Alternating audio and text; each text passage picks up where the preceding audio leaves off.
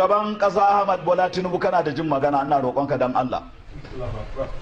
Masu gaba da muslim suna neman wai su sa musulmi su ki jininka, yan Najeriya su ki jininka.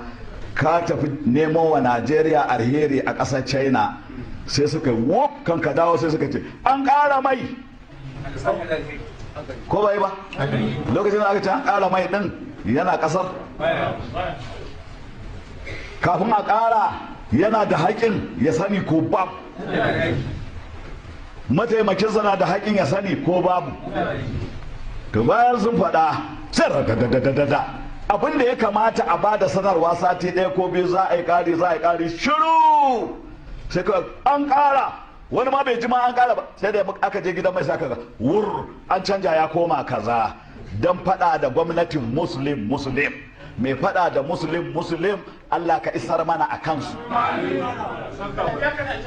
Wai al'ummar musulmi anya ba za a gane kafiran nan suna ƙin Islam ba, su zagi shugabanninmu na musulmi, su ba ku kuɗi su ce zagi ubanka, su ba ka kuɗi su ce zagi malaminka, su ba ka kuɗi su ce zagi shugabanninka.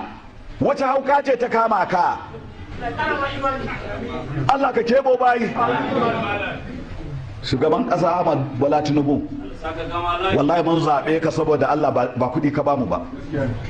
In kuɗi ka bamu muka yarjejeniya da kai, ka fito ka gaya wa duniya.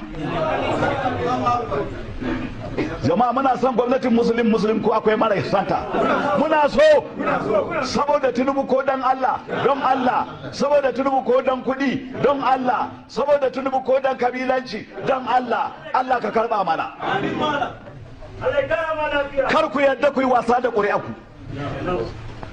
Ko yan yara da gobe fito wai zuwa zaben local government, wai masu wani yana so wani ya so, ku 10 a kansila ɗaya, ku bar wa mutum ɗaya, amma ba dan ni ba dan Allah.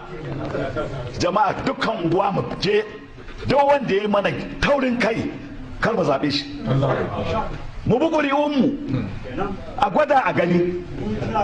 Aka ce a yanzu an koma yayin murɗiya, kai na ce komai nisan dare, insha Allahu murɗiya za ta ƙare wata.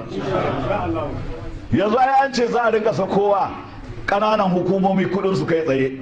Allah ka sa a sako mana zaben mu kai tsaye.